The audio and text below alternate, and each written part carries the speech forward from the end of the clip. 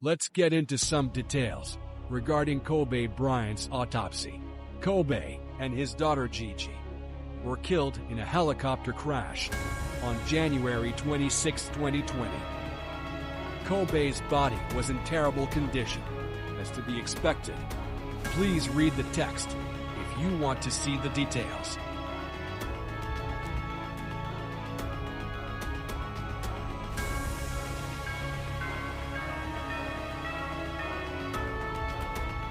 Thanks for watching.